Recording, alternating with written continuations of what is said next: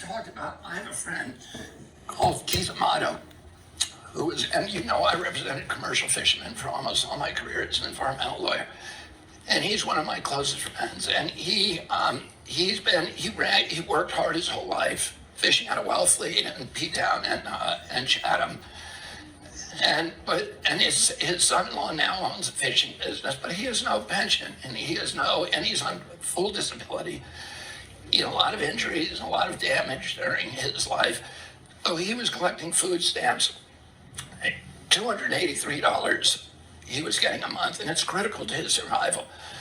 Even then, he was telling me, you know, I have to switch recipes to be able to get through the checkout line.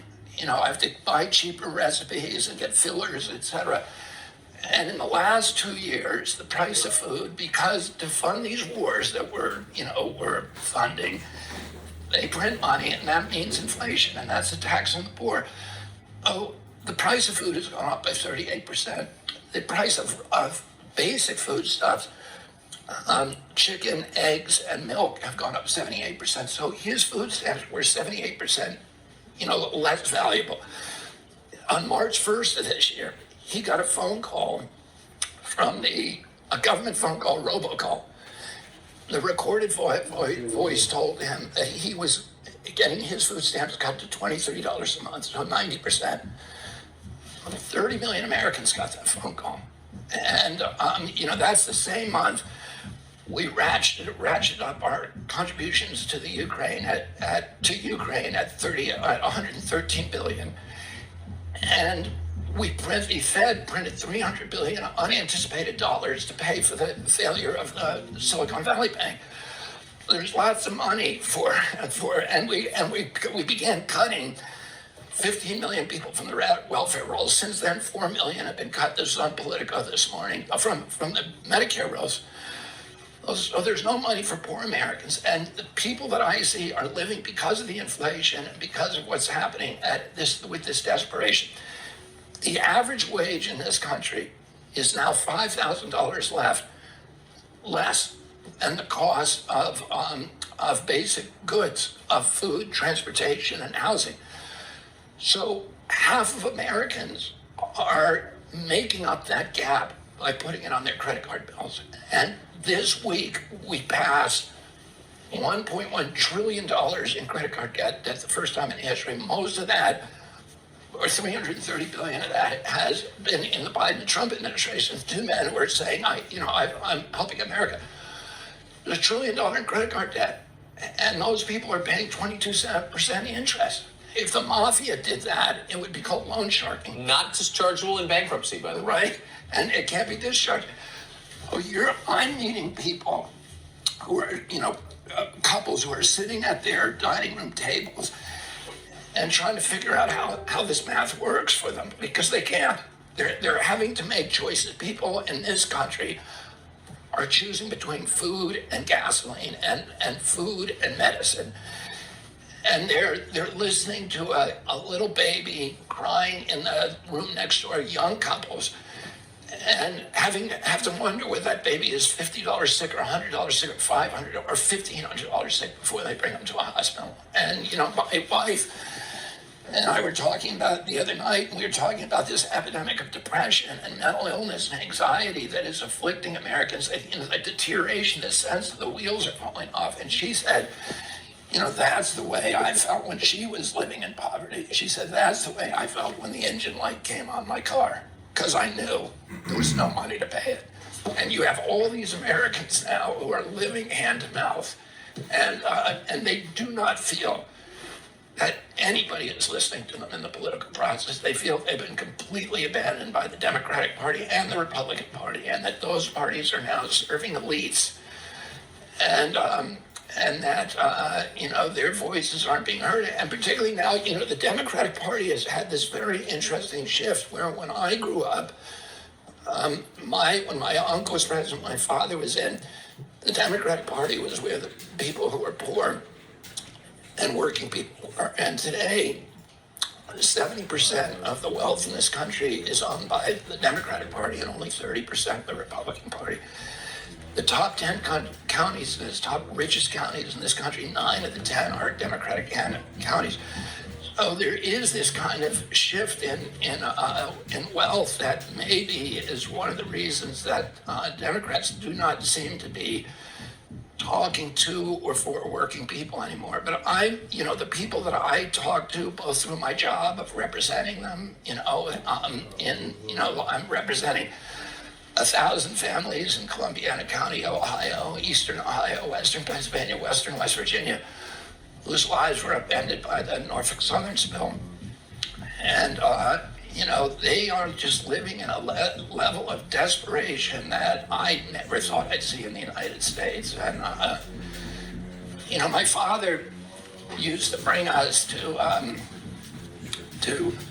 Southeast Washington. He'd load us in a station wagon and bring us to Southeast Washington to meet people who were poor, or he'd take us to the Mississippi Delta or West Virginia, to Appalachia or the Indian reservations, and he always said to us, "These are your people." He said the people who are wealthy and the people who have, the big corporate leaders and titans, they don't need the Kennedys. They have lawyers, and they have PR firms, and they have lobbyists.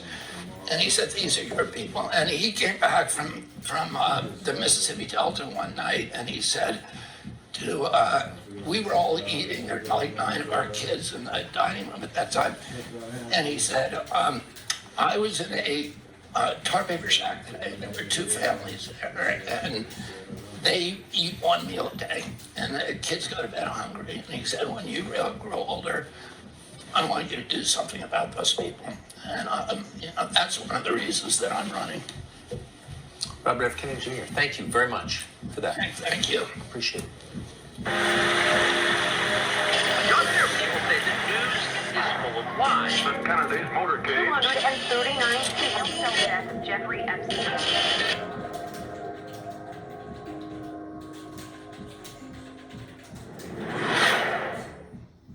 Over the past 6 months, we have been investigating as well as exposing the truth behind all of these food processing plants that have been catching on fire and burning to the ground, the Dutch farmers in the Netherlands protesting against their government, how the people in Sri Lanka nearly starved to death because of a ban on synthetic fertilizers, the push towards having people eat food made out of bugs, and of course, how the price of food on our supermarket store shelves have been going up by double digits.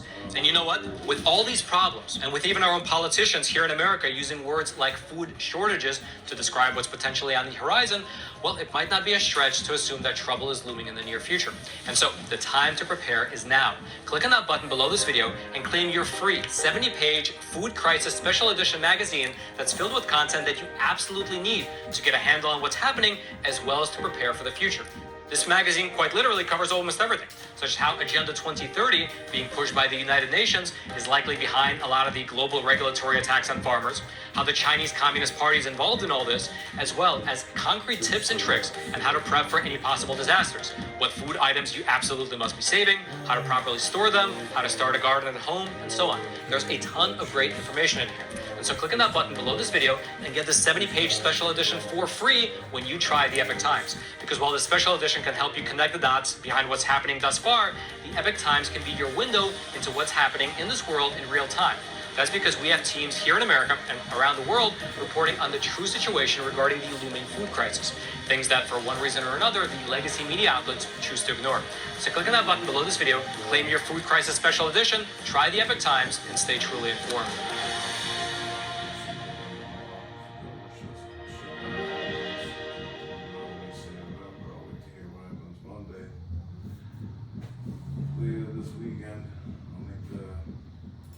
If you have an hour this week, you can learn 100 songs on the piano by learning just 4 chords. These. Check it out.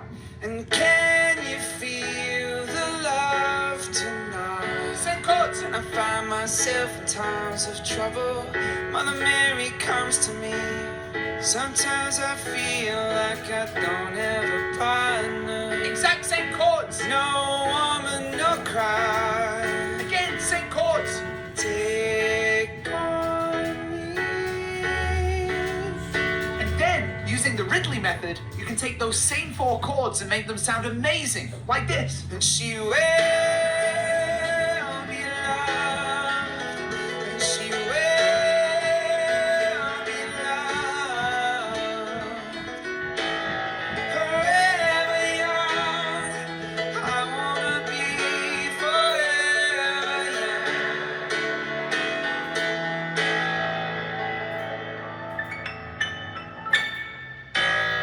My name is Stephen Ridley. I've been a concert pianist for more than 9 years.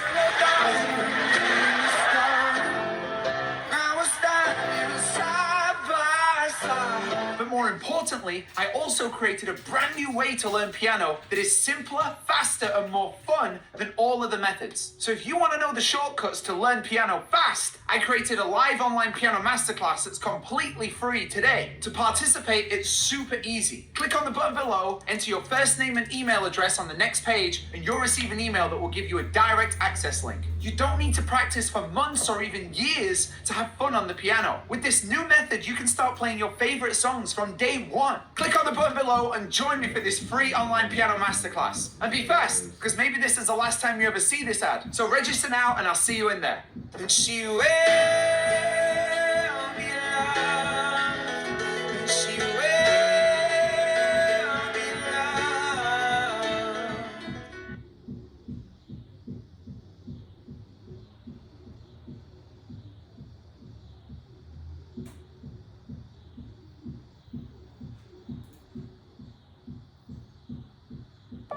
I'm Robert F. Kennedy Jr., and I'm running for President of the United States. This campaign is about protecting our environment. I've been fighting corporate corruption my entire life, and about safeguarding our children from toxic chemicals and drugs, about healing the divide. I'm running to bring our country together. Robert F. Kennedy Jr., can he capture the magic of Camelot? My father and my uncle had a vision for America. Ask not what your country can do for you. Ask what you can do for your country. A vision of racial harmony, of peace in the world, and of honest government. Or will his own controversial positions stop him? I'm accused of passing misinformation on the side that shows that autism is caused by vaccines. There's over 100 studies. Wi-Fi radiation does all kinds of bad things, including causing cancer. There seems to be an almost frantic need to discredit me. I would urge people to listen to my own words. Tonight, live across America, we welcome you to the RFK Jr. Town Hall. Teachers, I would replace my teacher with 1. No one. Show me another one.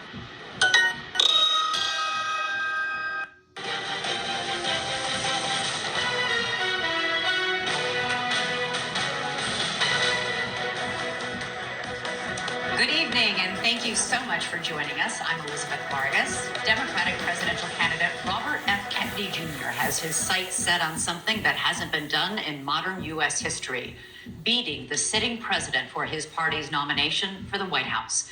And so far, he's off to a solid start, polling at 15% against Joe Biden in a recent Emerson College poll. His connection to what is akin to American political royalty is right there in the name. RFK Jr.'s statements, however, on issues like vaccines and public health have critics calling him a conspiracy theorist, and others asking if he is the right person for the most important job in our nation, possibly the world. Still, Kennedy believes it's his ability to take on that established power that American voters want. And that's why tonight is about you, the audience. It is your chance to ask questions and hear directly from Kennedy about the issues that matter most to you, live and unedited. And no topic is off limits.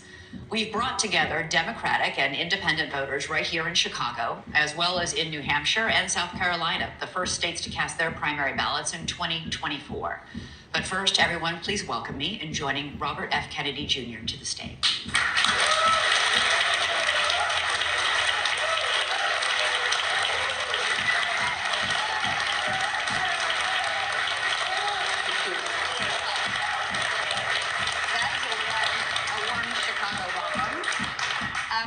Let's get this part out of the way. Your voice is raspy. Why don't you explain to our audience why? I had a very, very strong voice till I was 46 years old. It was unusually strong, and I was, even at that time, I was making a lot of my income doing public speaking, and I could speak to large halls without any amplification. And then in 1996, when I was 42 years old, I got struck with a disease, a neurological disease, an injury called spasmodic dystonia, and it makes my voice tremble. And I actually, at the time, I didn't know what was wrong with it, but when I would go on TV, people would write me letters and say, "You have spasmodic dystonia, and you should see Dr. Blitzer, who was the physician who was most famous for treating it." And I ultimately went to see him, and he confirmed that I had the diagnosis. So it makes it. I think it makes it problematical for people to listen to me. I cannot listen to myself on TV. I will never listen to this broadcast, and I won't listen to any. So I feel sorry for you guys having to listen to me. All right. But I'll say one other thing, that my throat was much worse, and I went to Japan with Cheryl about 6 months ago and had a novel surgery that they only do in Kyoto. And it made my voice much better, which you probably won't believe, but it was much worse than this before. So. Okay. Well, we have a lot of questions tonight for you from our audience. Let's get started. Before that, though, I want to say you're asking Democratic voters in this room and across the country to do something that hasn't been done in 167 years in this country, to vote out a president of their own party. Not to mention, replace him with somebody who hasn't even held elective office. Why should they take that chance? Well, I'm running because I feel like my party has lost its way. That the values that my uncle represented, my father represented when they were Democrats, have been neglected, let's say. And I want to try to bring the Democratic Party back to those values, the values that were, in favor of focus on the middle class in this country, focused on labor, on racial, on the well-being of minorities in this country, focused on the environment, particularly on civil liberties and freedom of speech, which the party seems to have forgotten about. And the party traditionally was anti-war as well. My uncle, President Kennedy, was asked by his best friend what he wanted on his epitaph, on his gravestone, and he said he kept the peace. He said the principal job of an American president is to keep the country out of war, and the Democratic Party has represented those views since its inception. And I think, particularly what we're doing now in Ukraine is a departure from that. And I don't mean that. I'm very, very sympathetic to the Ukrainian people, and I am not sympathetic to Putin, who invaded the Ukraine brutally and illegally and unnecessarily. But we have neglected many, many opportunities to settle this war peacefully. And by the way, my son, Connor, went over to the Ukraine and fought for a special forces unit. He was a machine gunner. And he fought in the Kharkiv offensive. And so I, myself and my family, are very, very sympathetic to the Ukrainian people. I think the way that we have conducted the war is bad for the Ukrainian people, is terrible for the Ukrainian people. This is a story that's been very much in the headlines this week with the failed rebellion in Russia by Putin's own mercenary henchman, Yevgeny Prigozhin. The world held its breath because Russia has more nuclear weapons than any country on the planet. And I want to take us to our first question from Tiani in Manchester, which is about Russia. Tiani? Yes, thank you, Elizabeth. I have heard and read that you believe that Russia has acted in good faith towards trying to resolve the war in Ukraine. And I'm wondering if that is actually your position, and how would you bring peace to the region without emboldening Putin and threatening democratic self-government around the world?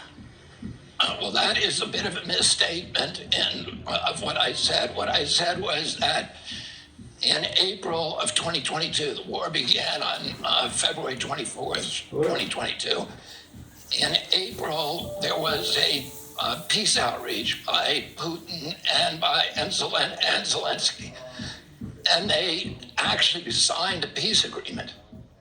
And at that time, and Boris Johnson was dispatched by the White House to sabotage that agreement. The Russians were acting in good faith. After signing that agreement, they were actually withdrawing troops from the area around Kiev.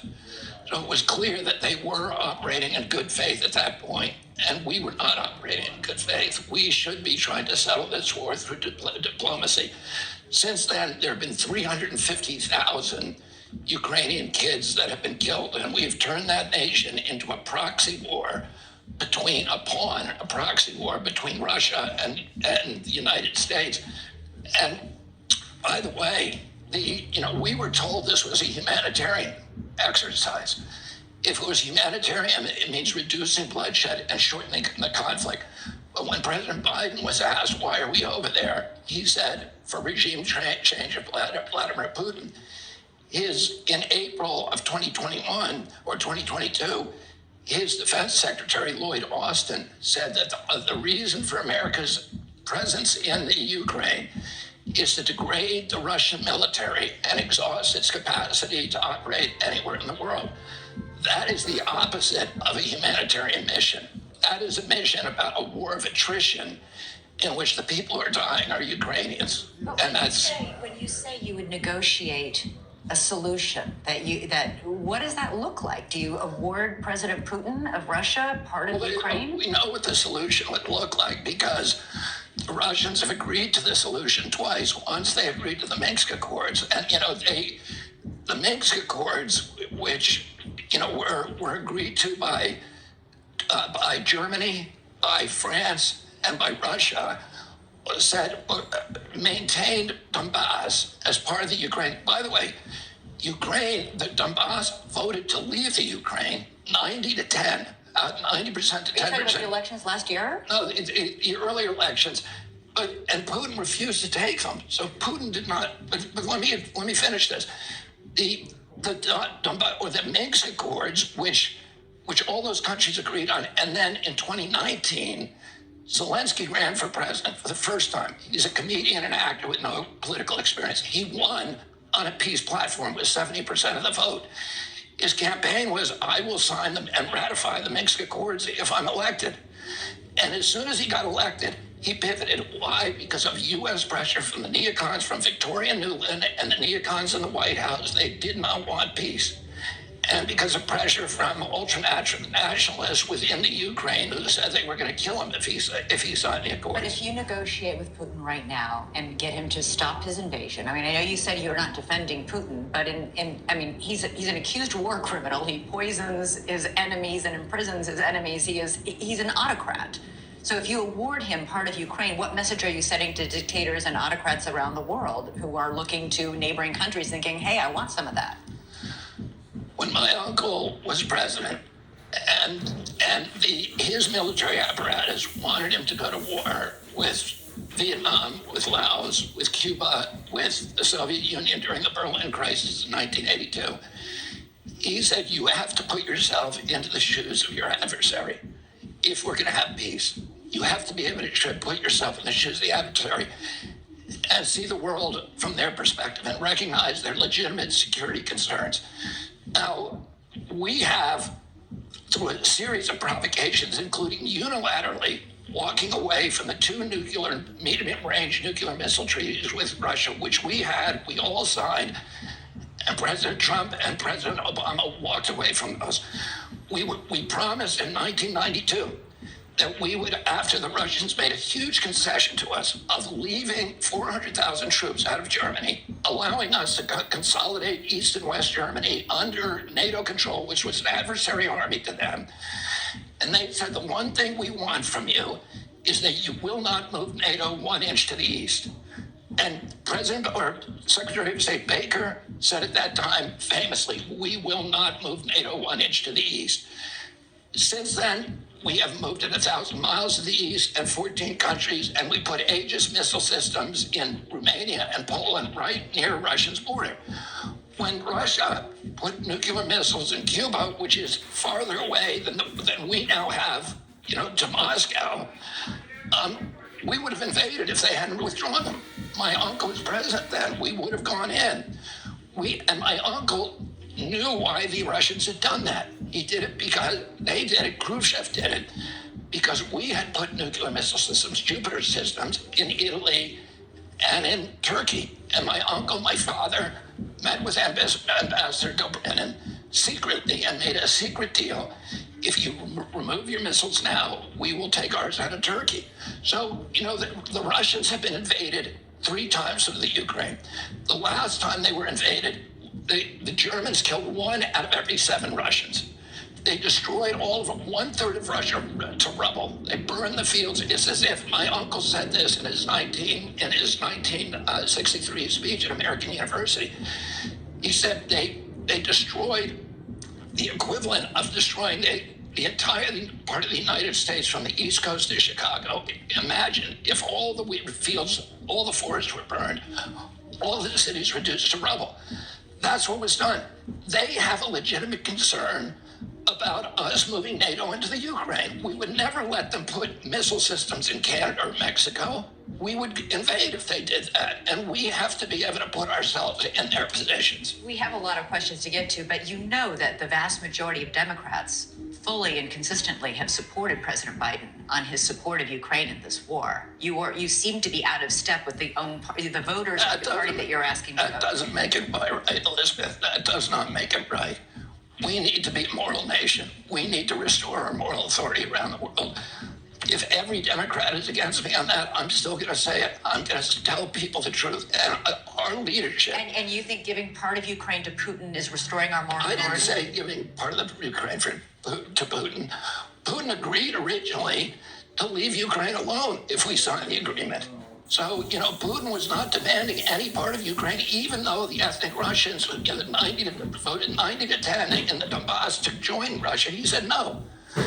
Oh, I don't know what the negotiation would look like exactly, but I know what they agreed to before, and it was a reasonable agreement. They just did not want NATO to go into Ukraine, and we said we don't care.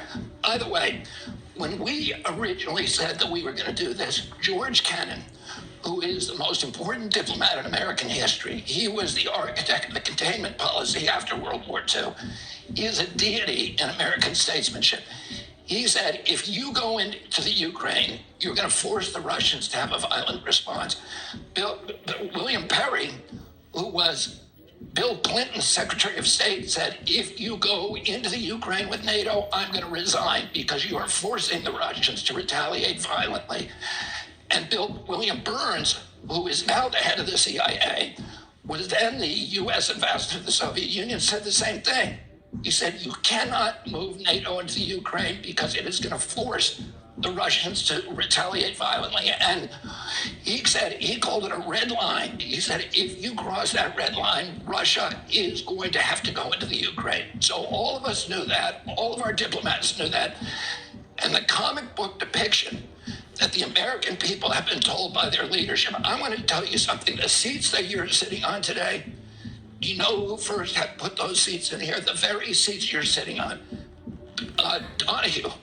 Phil Donahue. Phil Donahue was the most important, the most popular daytime host. And do you know what happened to him at the height of his popularity? He told the truth about the Iraq War. He said there are no weapons of mass destruction in Iraq.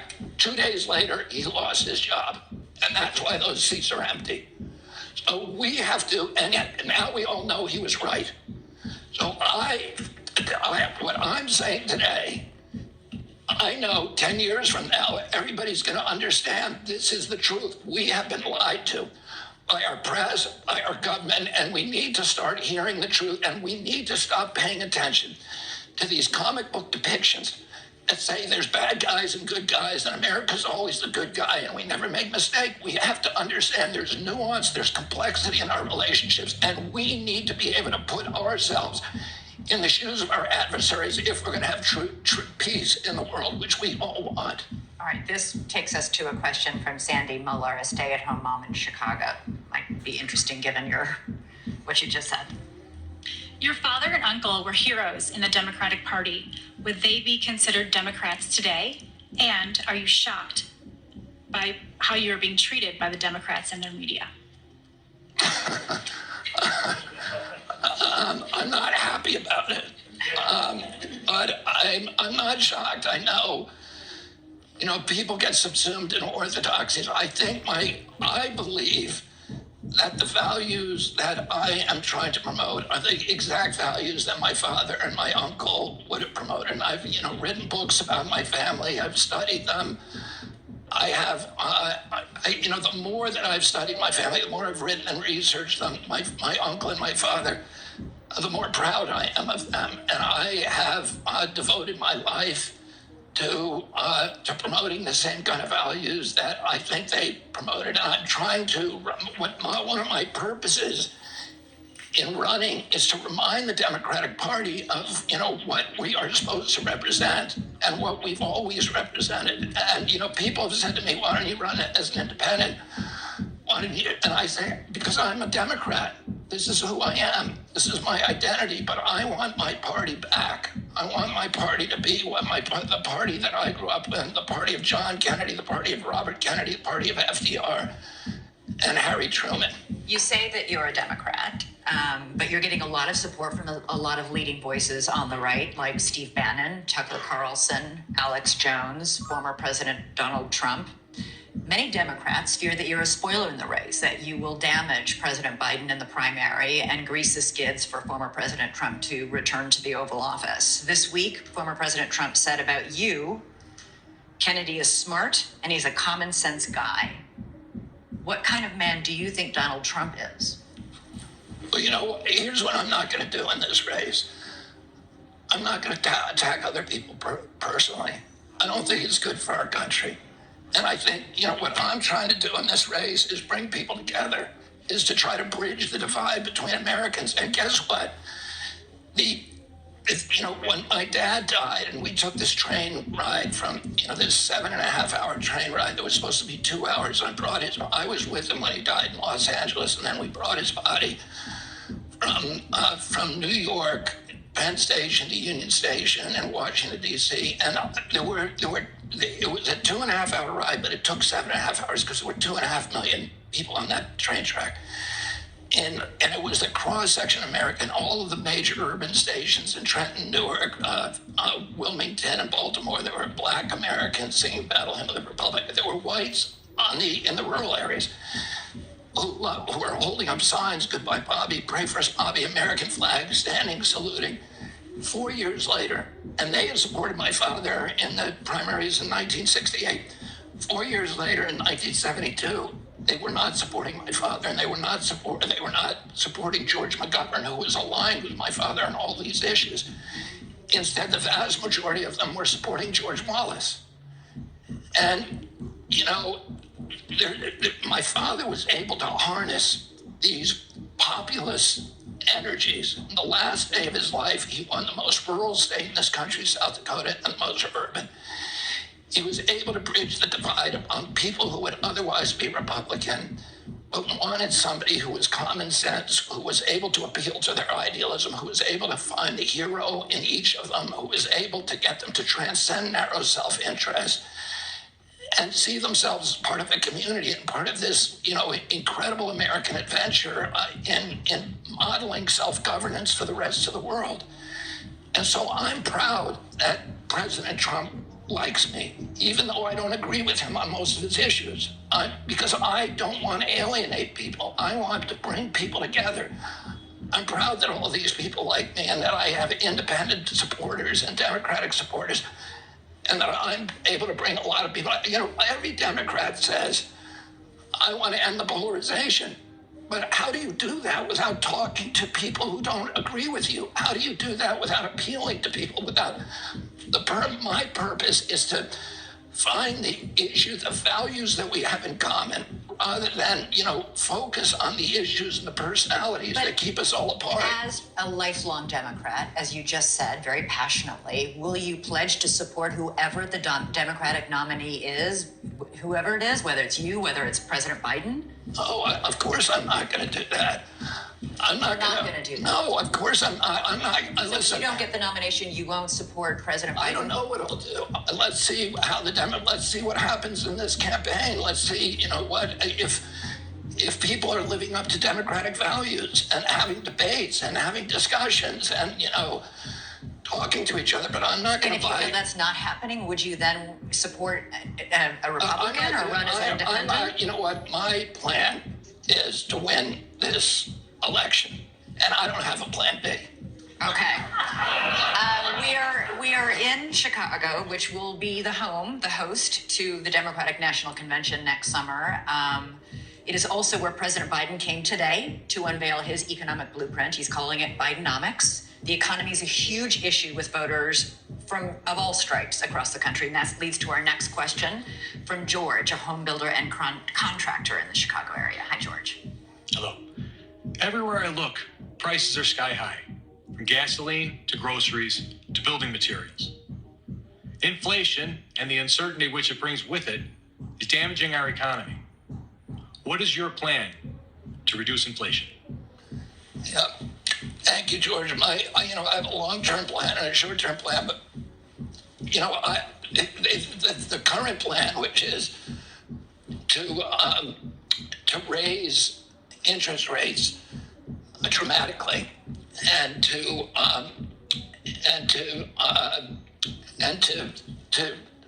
end the quantitative easing, I think is really doing tremendous damage. I was in Cleveland yesterday meeting with African American business people in a community called the Lee Harvard community, and one after the other they were getting up and telling me. One of them was a woman who had operated for 4 generations, 80 years, a sausage company that was very, very successful. She just had to, and it was bringing lots of prosperity to her community and lots of jobs.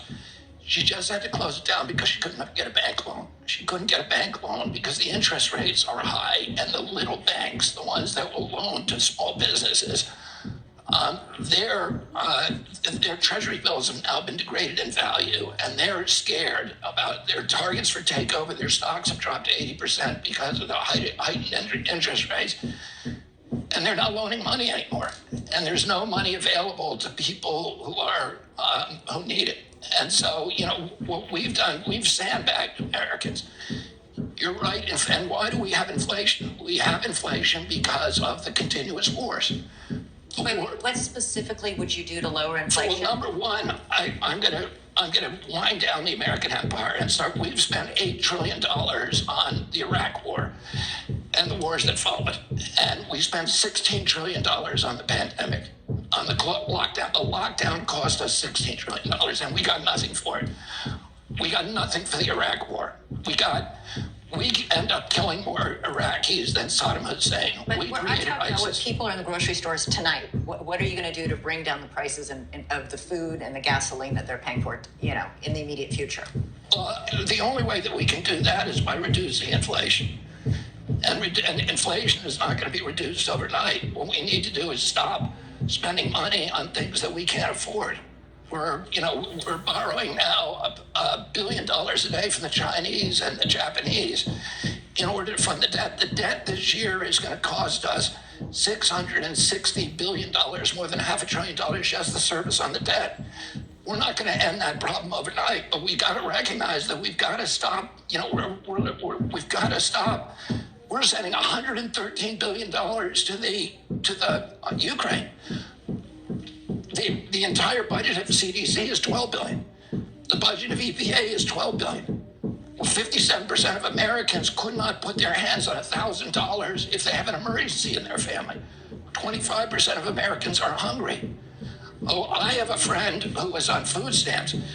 He's a commercial fisherman. He's worked his entire life, worked to the bone, created a business, gave it to his son-in-law. And he was injured. He's on permanent disability. he was getting food stamps $283 a month. And those food stamps are now worth a lot less because the inflation from paying for the wars caused 76% rise in dairy, milk, and eggs over the past 2 years. On March 1st, he got a robocall from the government saying that his food stamps are being cut by 90%. So he was getting $283 a month, which you can't feed yourself on $9 a day. He's now getting $23 a month, trying to feed himself on 80 cents a day. That same month, 30 million Americans got that call that month in March. Another 15 million had their Medicare cut. That same month, we printed $300 billion to bail out the Silicon Valley Bank, and we topped off Ukraine at $113 billion. We have money, plenty of money for the big shots who need their bank bailouts, and for any war that comes along. But if you took that $113 billion that we've given to the Ukraine and spent it here, we wouldn't have to cut $1 from food stamps for that 30 million Americans. And we're acting like an alcoholic who's, behind on his mortgage, and he's taking the milk money and buying rounds for strangers at the bar and thinking he's making permanent friends. And all of these money that we're spending on the military is not making us safer, and it's not making us friends abroad. We spent $8 trillion on these wars in Iraq.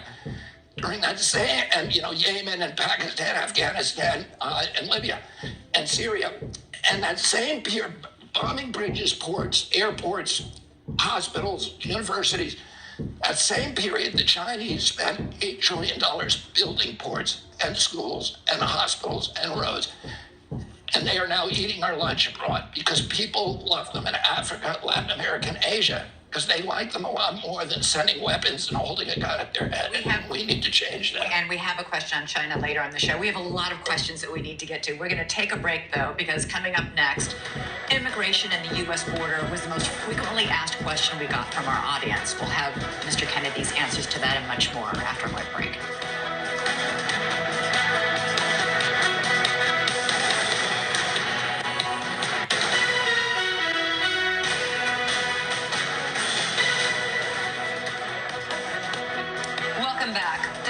Majority of questions we got from our audience concerned border security. Mr. Kennedy, you were recently at the border. You toured it to get a firsthand look. You called it a dystopian nightmare and said that you would seal the border. And I want to go now to our first question from the audience, Josue from Chicago. Hello, I'm the son of Mexican immigrants and the husband of a Honduran immigrant. And so my question is on immigration. With Congress unable to reach an agreement on comprehensive immigration reform in decades, what is your plan to address immigration? Yeah, I think, and thank you, Josue. Is it Josue?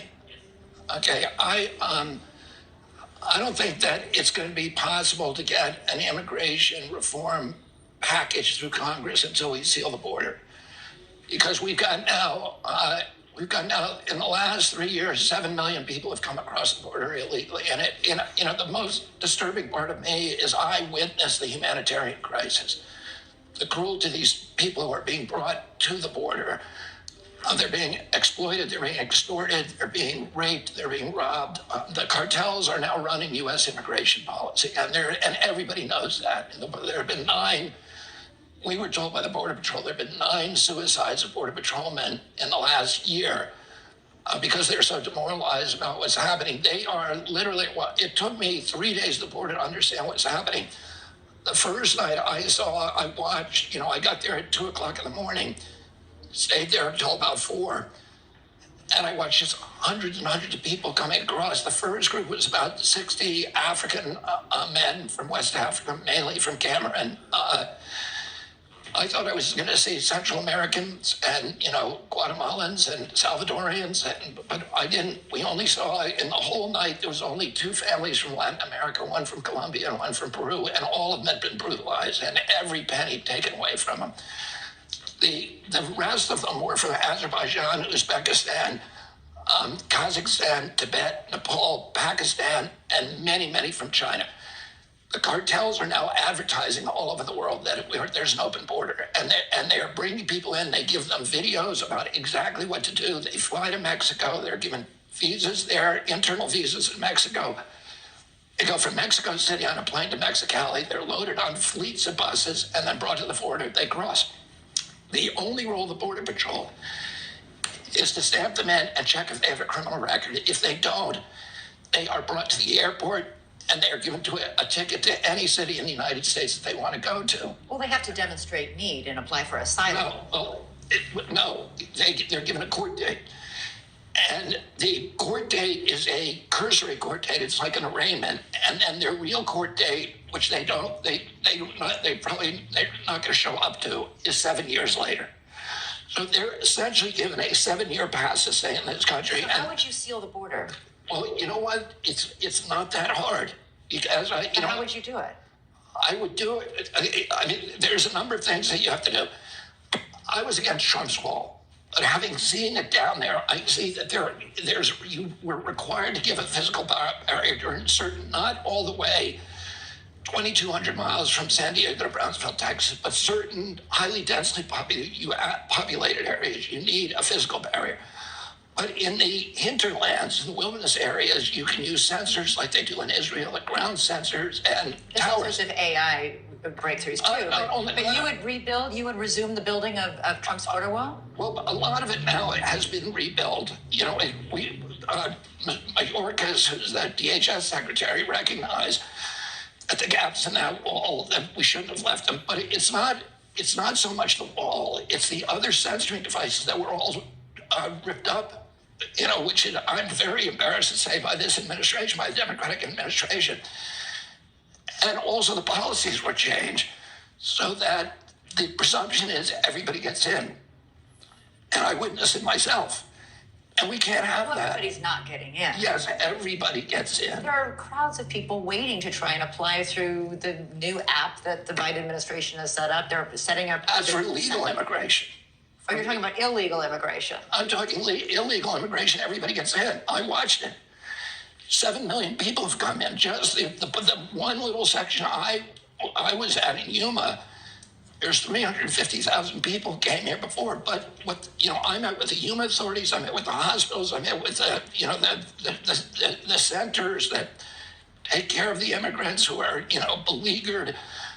I met with the Border Patrol and the sheriff, and everybody agreed it could be stopped. It could be wound down to what it was before this administration, which was about 25 people a day, which is not a big problem.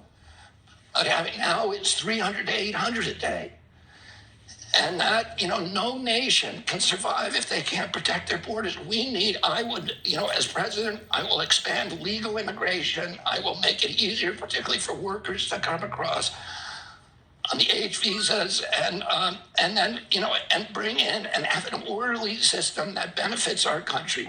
Immigration is good for our country.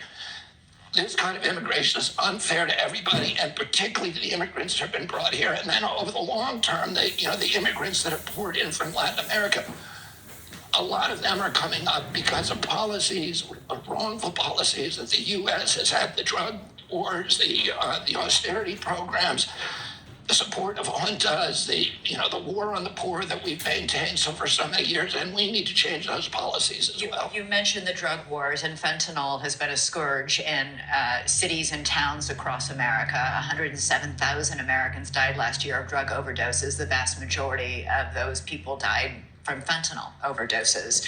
That leads us to our next question. Felicia is an addiction counselor. She lost her son 10 years ago to addiction. Felicia, hi, what's your question tonight? We are losing the war on drugs. What policies or ideas do you have that would change that? What's your platform on substance use and overdose? We need help desperately. I have my own history of addiction. So I was an addict for 14 years. Between starting one after my dad died till I was 28 years old, and I'm very active in recovery. I go to probably 9 meetings a week, And I think spend a lot of my time thinking about it and seeing what works. And I take many people over my 40 years working these programs. I've taken hundreds and hundreds of people into different forms of recovery. And I have a very good idea of what works and a vision for what we need to do in this country. And we need to make addiction treatment easy, simple, cheap. A lot of the industry has devolved because of a variety of factors into almost a predatory industry, a lot of the addiction treatment industry. And I've seen how it works in other countries. I've seen this beautiful model that they have in Italy called San Patrignano, where there are 2,000 kids who work on a large farm in a healing center, and they grow. It's a beautiful model. It's good, and that's what we need to build here. And what I would do as president is I would decriminalize marijuana. I will make safe banking laws for people who are selling it, but I will tax it federally, and I will use that money to build these healing centers in rural areas, depressed rural areas all over the country, where kids can grow organic food and eat good, eat well, heal themselves spiritually, physically, and emotionally.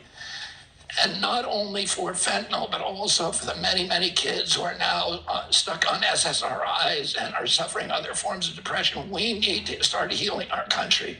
Our country, has a form of kind of chronic inflammation, spiritually, mentally, emotionally. We need to start healing ourselves, and we need to be compassionate, but we need to be practical about it, and we need to make that a priority. We need to recover our children. We are all, one of my best friends lost a daughter 3 days ago. I lost a niece to a fentanyl overdose during the pandemic. So, I know what it's like. I lost two of my brothers. I know what the suffering that American families are enduring, and it is a high priority to me. And it's something that, for me, this is going to be my Peace Corps program. And my uncle had the Peace Corps. I'm going to build these rehab centers all over the country, these farms, healing camps where people can go, where our American children can go and find themselves again and come back, become contributing members to our society, and stop the mayhem and the carnage. So is it going to be something like long-term recovery being there? And well, San Patrignano is actually... Is it going to be federally financed? Yeah, who's paying for...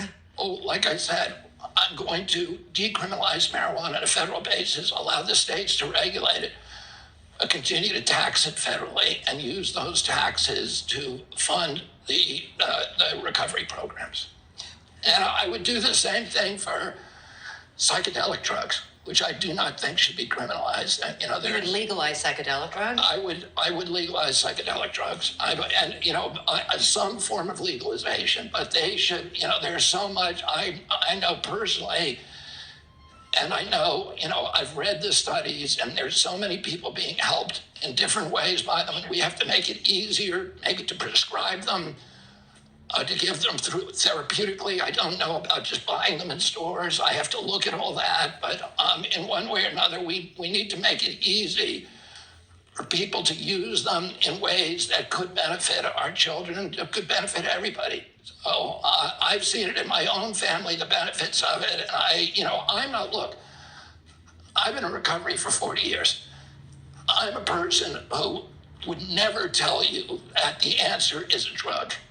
Right? I'm a person who says, you never can fix what's wrong inside of you with something outside of you, with a substance, a powder, a potion, or a pill. It doesn't work. But I have seen, against everything against all of my, training and indoctrination in that area, I've seen miraculous recoveries from psychedelic drugs, from PTSD, from veterans who have used it, from people who have suffered severe depression, OCD, many other injuries. And I'm not saying blanket legalization, but we need to make it easy for psychiatrists and therapists who are trained to be able to to use this on their patients, and and see if we and experiment and see if we get good results. We know that nearly 90% of people in this country who need help with substance use disorder don't get it, largely because they can't afford it, or they can't find it, or they're too afraid to ask for it. There's enormous stigma, which is a huge issue when people seeking help and getting help and finding help.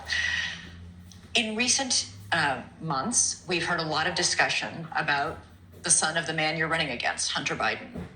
And I'm not asking about the questions about anything he might have done that was illegal, any crimes he may have committed, but I'm talking more about the way his addiction has been handled in the public dialogue. The fact that he's almost always labeled as, and I'm going to do it myself by asking this question, a crackhead. As a person in long-term recovery, as a member of a storied political family, I'm curious, and somebody who feels passionately about recovery and chipping away, I'm assuming, at the stigma surrounding substance use disorder and addiction, what do you make of the way his addiction has been bandied about? Well, I'm not going to compound whatever problems that is by sitting in judgment of. I mean, people have addiction problems. I've never met Hunter Biden. I'm not going to, put a judgment on him. I don't know anything about him other than the stuff I've read in the press. Addiction is a tragedy, and it should never be weaponized. It's cunning, it's incomprehensible, it's baffling, and it's really difficult to deal with. And I wish him and his family the best. God bless him, and I hope that he finds a road to recovery. That's all. But do you wish that perhaps that wasn't becoming in some quarters what's perceived as a political weapon? It's, you can call for investigations until the cows come home, but to continually label and remind everybody that he was once addicted to drugs is like having that dragged out over and over again. Well, I'm for de-escalating all of the poison and the hatred and the vitriol. So, whoever it is, whether it's against, President Trump or President Biden, you won't hear me saying bad things about President Biden. I like President Biden. I've known him for probably 40 years, and this campaign is not, it's not about criticizing him, and I tried not to do that. If there's a policy I disagree with, like the war, like censorship, like the, lockdowns, I'm going to criticize those. But I'm not going to attack him as a man. And I'm not going to attack President Trump because we've had enough of that. We need to figure out a way to start talking to each other and to start healing each other and stop, just hating on each other. This polarization is more dangerous, and it's been in this country since the Civil War. And we need to figure out, ways to start talking to Americans with whom we disagree. All right. Well, there are many Democrats who disagree with you on the subject of vaccines. So coming up, we're going to take some questions from our audience about childhood vaccines and your positions on that when we return in just a moment.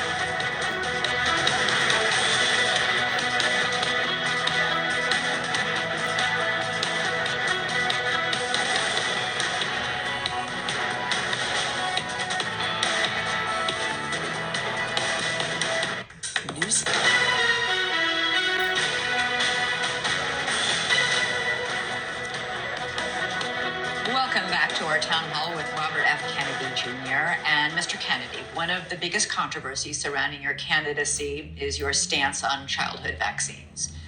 Nearly every scientific and medical organization, including the CDC, the FDA, the AMA, the American Academy of Pediatrics, all say you're wrong on this issue. This leads us to our very first question from our audience. It's Dr. Tariq Butt, who specializes... I would ask you one thing. On what issue? On childhood vaccines. What about them? And whether they ever cause autism or damage kids. They all say these vaccines have saved millions of lives. They never damage kids. I don't think anybody has said they never have. There might be a child here, but overall, all those organizations say vaccines are safe and have saved millions and millions of lives. But let's get to our audience question from Dr. Butts. Good evening. Eradication of chickenpox and polio from the U.S. and many parts of the world is a direct result of regular vaccines. Measles, mumps, rubella, and many diseases are preventable and there's little to no evidence of these diseases in vaccinated population. Your vaccine stance is dangerous to the health and well-being of millions. Medical experts are deeply concerned about your message. How can we help you to come to the side of science? What was the question? How can you help me come to my senses? No. No. Science. You are a very smart person. Okay, so, I don't know. I think most people don't know what my stance is on vaccines. I've never been anti-vaccine. And I've said that hundreds and hundreds of times, but it doesn't matter. Because that is a way of silencing me. Using that pejorative to describe me is a way of silencing or marginalizing me. My position on vaccines, I think, virtually every American would agree with my stance on vaccines, which is that vaccines should be tested like other medicines. They should be safety tested. And unfortunately, the vaccines are not safety tested. They're not, of the 72 vaccine doses now mandated, essentially mandated, they're recommended, but they're really mandated, are American children. None of them, not one, has ever been subject to a pre-licensing placebo-controlled trial. Yes, they have. No. Yeah, they have. Okay, let me just say something. Dr. Fauci and many other people for many years said this, that Bobby Kennedy, when he says that, is wrong. So I met with Dr. Fauci in 2016, and I agreed to go on Trump's Vaccine Safety Commission, and I was with Aaron Siri and Lynn Redwood and a number of other people, and we said to him, can you show us one test from any vaccine, pre-licensing safety test? And he said, I'll send it to you. I can't find one now. He never did. So we sued him. We sued Aaron Siri and I sued HHS. And after a year of litigation and stonewalling, they said that they could not provide a single safety study for any vaccine that is on the childhood schedule, pre-licensing safety study. So anybody who wants to read that can go to to the Children's Health Defense website, and you can read HHS's admission that not a single one has ever been safety tested pre-licensing. Now, what I've said is other medicines are required to do that, and we should have to do that for vaccines. If I'm wrong, show me the test, show me the study. You won't be able to, because there are none. That means that we don't know what the long-term risks are, the risk profile of those products. And I'll give you mentioned chickenpox. So when CDC was thinking of recommending this chickenpox vaccine as mandating for children, they did a study, and the scientist they hired to do that study was a scientist called Gary Goldman, a contract scientist. And he did the study in an isolated place in California called Antelope Valley, a long-term study. And what they find is if you give the chickenpox vaccine, mass vaccinate with chickenpox, it stops chickenpox, but it causes shingles epidemics later on, which are 20 times as deadly as chickenpox. So nevertheless, despite those studies, we mandated for American children in this country. In Europe, they don't. If you go to the British National Health Service website right now, you can read on that where they say, we do not recommend chickenpox vaccines because it causes shingles epidemics later on. And that's the problem. You can't just look at, you can say that this product is going to prevent this particular disease, but you have to look at the long-term impacts.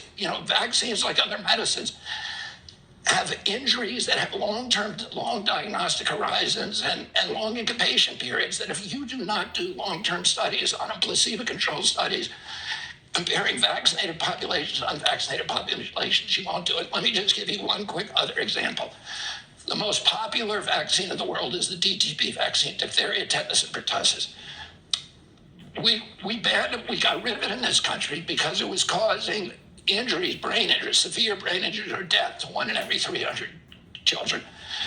We used it in the 80s, and that's why there was all this litigation against vaccine companies that precipitated the passage of the Vaccine Act that then gave them immunity from liability. But in Europe, they don't use it. In America, they don't use it. But we give it to 161 million African children a year.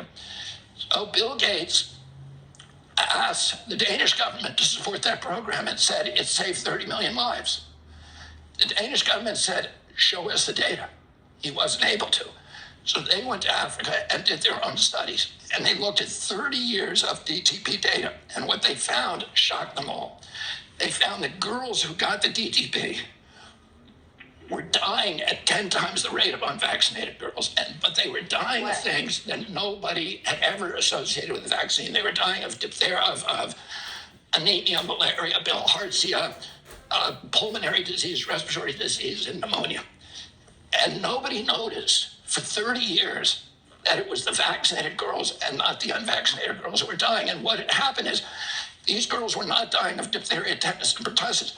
The vaccine had protected them against those, but it had also ruined their immune systems, and they were unable to defend themselves against other just minor diseases that other kids who had hardy immune systems were able to fend off. So that's why you need these long-term studies, and that's why I'm worried that we don't do that here in the United States. And we do have evidence of that, like there are clinical trials, randomized trials, and there's a difference between association and causation, right? Somebody can take a medication and get involved in a motor vehicle accident. It doesn't mean that, that is associated, but it was not caused by medication unless we get to the bottom of it. So many times we should continue to figure out ways to, for the safety of vaccines, of course, and medical community is always looking for that.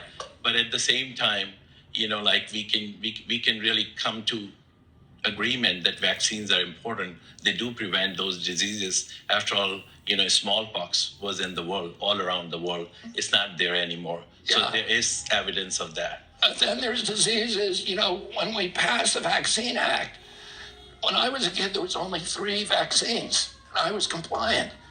But when we passed the Vaccine Act, it made vaccines very, very valuable. And all of a sudden, there was a gold rush to add a lot of new vaccines to the schedule for diseases that aren't even casually contagious, like rotavirus, like hepatitis B. Why are we giving hepatitis B vaccine to a 1-day-old child? Hepatitis B, the major vectors for that are it's sexually transmitted or by needles. Why would you give that to a 1-day-old child? It's really a profit motive. Now, you're right that correlation is not causation, but the Institute of Medicine has looked at the vaccine schedule and said in their 2011 report, there are over 150 injuries that are likely to be associated with vaccines that have never been studied. So it's the CDC's responsibility to do those studies, and they've been ordered again and again and again to do them, and they have refused. And that's wrong. We need an agency that is putting public health first and not pharmaceutical profits. You were talking about the opioid crisis. The opioid crisis, started with the oxycodone. Now it's, fentanyl. But the same companies that got the FDA to lie to us about the addictiveness, lie to every doctor in this country about the addictiveness of oxycodone and get a whole generation addicted. Those are the same companies that make these, other products. And the 4 companies that make vaccines in this country, Merck, Sanofi, Glaxo, and Pfizer, have paid over $35 billion in criminal penalties over the past decade for lying to doctors, for falsifying science, for defrauding regulators. And we need to keep an eye on them. We can't just trust them. If they say it's a vaccine, we all trust it. We need to have actual science on it. And I think that's all I say. I don't want to get rid of vaccines. If you want to take a vaccine, you should be able to do it. We need good science, and that's all I've asked for. But so, what do you say to people? I mean, it sounds like you're saying that every scientist, every government, our government, governments around the world, doctors like Dr. Butts are all lying about vaccines. I never said anything like that. The AMA, the American Academy of Pediatrics, they all, and the FDA says, and in fact on its website you can clearly see vaccines they go through 3 stages of FDA testing against double-blind placebos. They already do that testing for vaccines. Elizabeth, you can say that, I'm telling you. I'm not saying that. The FDA No, the is saying FDA that. is not saying that. Yes, because they do on their website. they will not tell you that that there's any vaccine that has ever undergone a long-term placebo-controlled trial prior to licensure. They will not, because it's not true. And you can go to my website and see where HHS says, yeah, there are none. Well, we have competing websites saying different things. Let me say this. I'm not saying the AMA is lying or the doctors are lying. What I'm saying is the FDA does lie. And the FDA lied to us about Vioxx. They knew that the Vioxx was causing heart attacks, but they let doctors believe that it was a medicine that was good, beneficial for headaches and arthritis without telling it that they were going to kill them. And they ended up killing between 120,000 and But 500,000. all these doctors and all these scientists around the world who say vaccines are safe and have saved millions and millions of lives. The same people said Vioxx was safe. The same people said opioids, that oxycodone was not addictive because FDA said it and they believe them. And that's the problem. We have a corrupt federal agency that's lying to the AMA, to all of those agencies and all of the doctors, and they believe them. But those agencies are controlled by pharma. That is the problem. And that's what I'm trying to end as president. You know that your own family doesn't support, many members of your own family don't support your position on vaccines. Your brother, your sister, and your niece have all written an editorial saying on vaccines, Bobby is wrong. His work on vaccines is having heartbreaking consequences. What's your response? Your own family thinks you're wrong on this. Does your family agree with everything that you said? Definitely not. You got me on that one. But it does tee up our next question from Kellen here in Chicago. Hi, Kellen. Hello, sir. Thank you so much for being here. As an undecided Democratic voter, I have a few concerns, and I'd like just to hear your thoughts on easing some of those concerns. We just heard about vaccines, that being one of them. Another one being that you have attributed a connection between 5G data and, in quotes, that it was designed, or that it will harvest our data and control our behavior, end quote. And then also... Can I answer that? Yes, sir. Okay, my concern about 5G is that the RF radiation from 5G is dangerous. It penetrates it disrupts the blood-brain barrier. It also is associated with glioblastomas and other cancers. And it causes a lot of other dramatic health effects. And there are literally thousands and thousands of studies in that. I've litigated on that issue, and I've won in the Federal Court of Appeals. So, you can say it's a conspiracy theory, but the Federal Court of Appeals, I also won a case on Monsanto and glyphosate that it caused non-Hodgkin's lymphoma, and that was called a conspiracy theory. What I've said about 5G is, it is dangerous. It is underregulated. Other countries regulate it much better than us. And we need to protect our children. We should not be having these antennas on elementary schools. We should be warning people appropriately, do not put that cell phone next to your head. Because, we're seeing this epidemic now of glioblastomas, and almost all of them are connected to the year that you favor the cell phone with. There's study after study that shows that, and I'm in litigation on that issue right now. And, if we get a fair trial, we're going to win that litigation as well. But again, you're a lawyer and an activist. You're not a doctor or a scientist. Listen, we live in a democracy. We don't have a priesthood here. We don't have high priests who are telling us we're in charge of our own lives, and Americans need to do their own research. And, listen, people say trust the experts. That became a mantra during COVID. I brought over 500 cases, and almost all of them involved a scientific controversy. My job is to read science, to learn it, and to be able to read it critically. And every case I've ever brought, there's an expert on that side and an expert on this side. When we brought the Monsanto case, there were 3 experts from Harvard, Stanford, and Yale. And we had 3 experts from Harvard, Stanford, Yale, and they were saying exactly the opposite thing. Saying trust the experts to me makes no sense at all. But trusting the experts is a function of religion and totalitarianism, it is not a function of democracy. In democracy, we question everybody. We have a lot of questions I want to get to, but before we do, I want to direct our viewers to our website to go deeper on the science of vaccines, as well as Mr. Kennedy's positions on everything from immigration to foreign policy. We have resources available for you online and encourage you to check them out at newsnationnow.com. All right, a big Also issue. go to Children's Health Defense, and you can find the other side of the story. You can find the non-government science that often is paid for by the government, but then they deny and disavow afterwards. But you can read a lot more studies. We have a lot more questions. A big issue here in Chicago and around the country is gun violence. And we have a question for you now from Nick here in Chicago. So on May 30th of 2020, I lost one of my best friends, Chris Beatty, to gun violence. And also being a founder and CEO of a tech company that keeps people safe during marketplace transactions, I want to know, like, how are you going to use the federal resources to slow and or end the epidemic of gun violence in America? Yeah, thank you for that question.